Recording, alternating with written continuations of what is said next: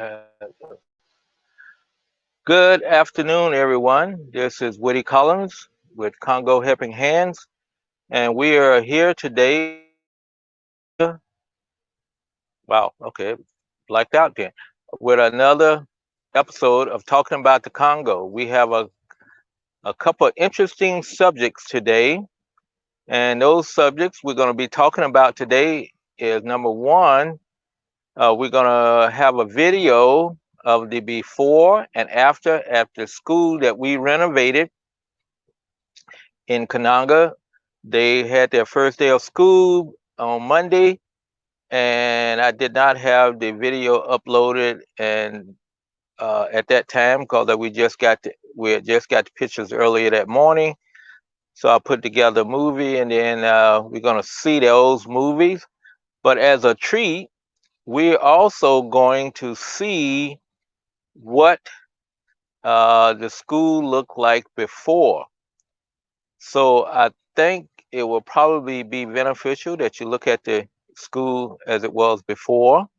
And then we're going to end this session today with answering a question from one of my friends that I've known for quite a while. She sent me a question and I answered her, and so I decided that's a good question that a lot of people may have on their mind and too shy to ask. So let's go ahead and get started. Hope everything is going well for everybody. And let's first take a look at the before picture. This is before the school was renovated. And just take a look at it, and then I'll explain some of the things after we get through watching the video.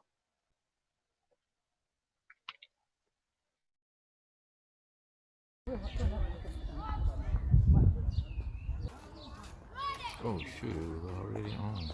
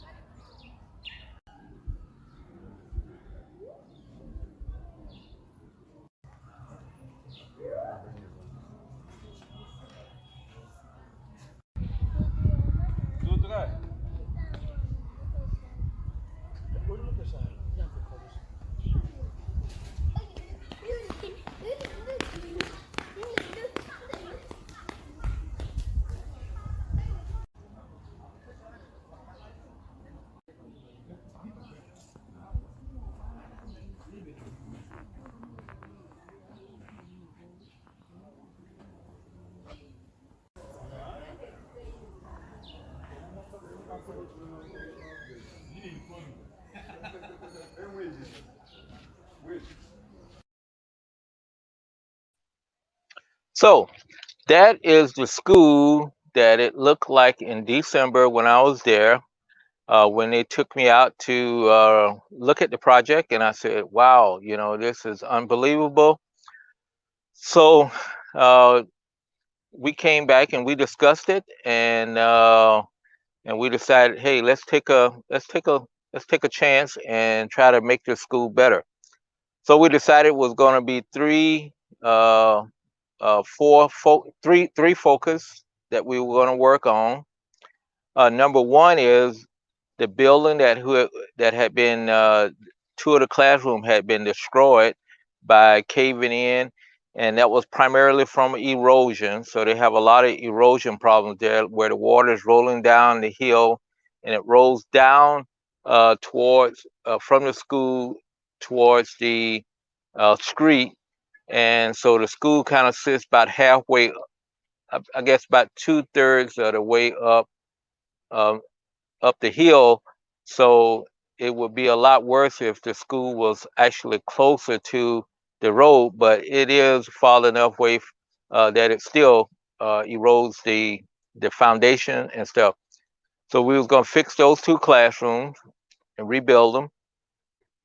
The second part was that building where the administrator and the teachers, along with some of the elementary students, were at. Uh, it had eroded all the sidewalk away, and I just could not imagine how students to get into a class without a sidewalk or anything there. So that was one of the other primary things that we decided that we needed to fix,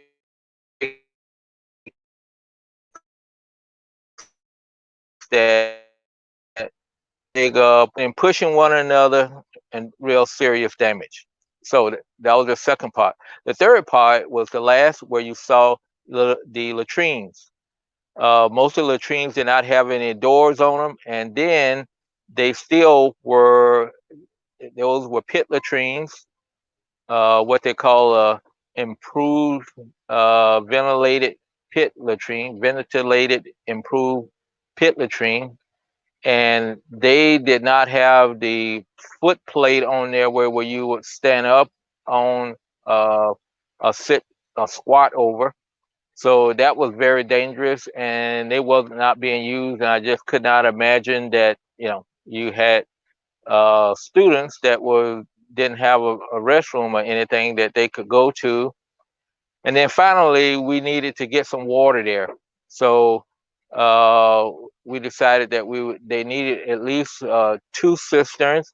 One cistern just to capture water over by the bathroom, and then probably another cistern somewhere to catch rainwater off the roof, so that the number one, it wouldn't be eroding uh, the uh, the landscape anymore, and also would provide additional water for even after we can get it purified with filters for drinking, and also for any other hygiene purposes and stuff. So that was were the three things that we considered, and also, as you see it, it needed some paint on it. So we just said, okay, we got to do some painting to it, making it look better, and so forth and so on. So without further ado, I will show you the school as it was on Monday. We are probably 95% done with it. I think we still need to do some landscaping on to get the landscaping right. So we'll see how that works out. But let's go ahead and take a look at what the school looks like now.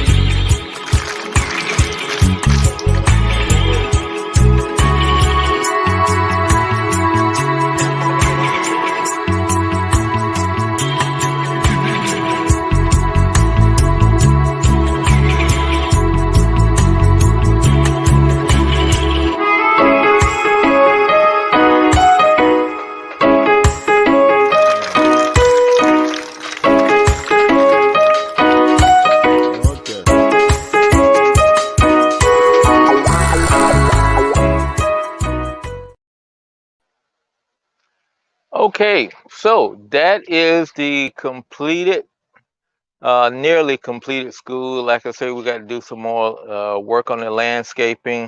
It was a little bit more treacherous, more difficult than we had imagined, they had imagined that it would be, and so they need to haul in some more fill dirt and also build some more retaining walls.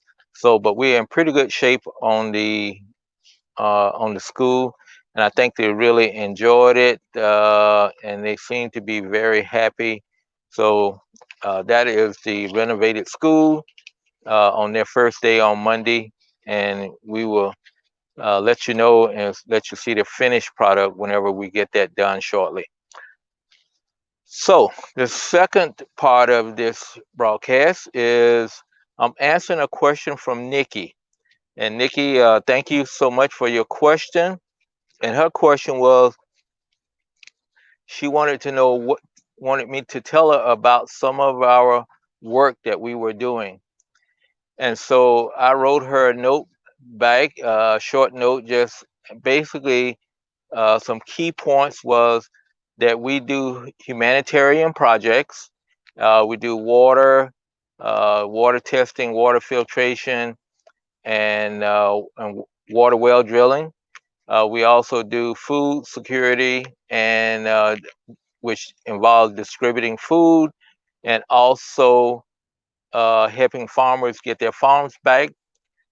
And also we do work with the schools, the primary schools, elementary schools, and also we support a nursing school.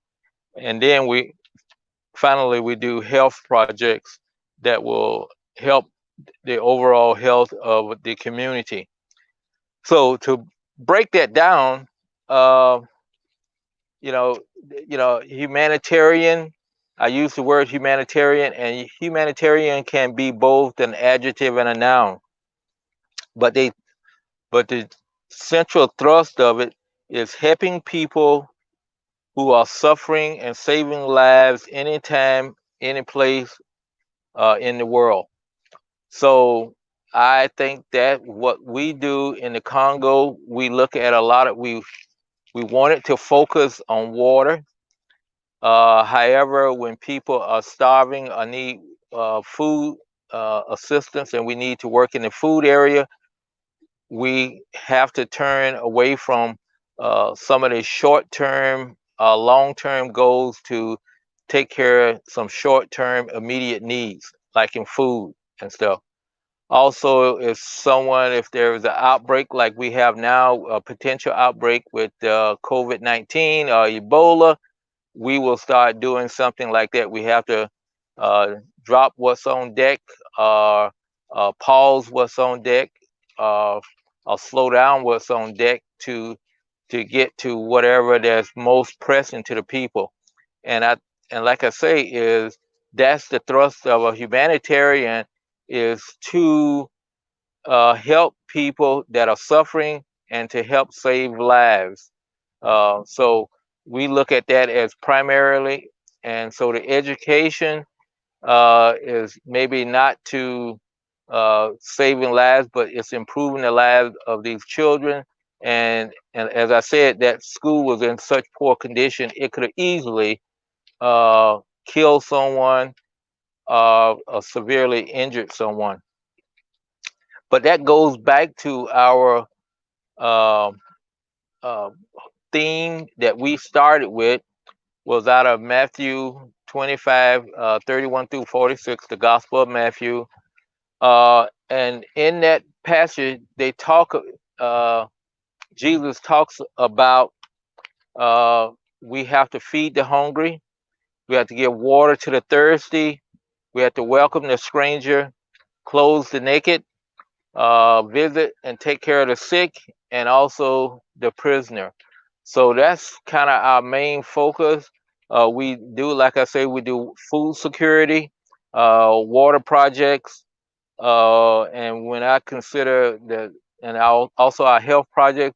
But when I look at the case of someone being sick or in prison, that's also, we haven't got heavily into with prisons or anything like that, but it's something that at some point in time we may be forced to do. So Nikki, thank you for your question, and for everybody, thank you for joining us today. And if you have any questions, please let us know, and I can answer your question. And at this time, We would like for you, as always, take care of yourself and your family. Be safe and be blessed. And we will talk to you tomorrow at 3 o'clock.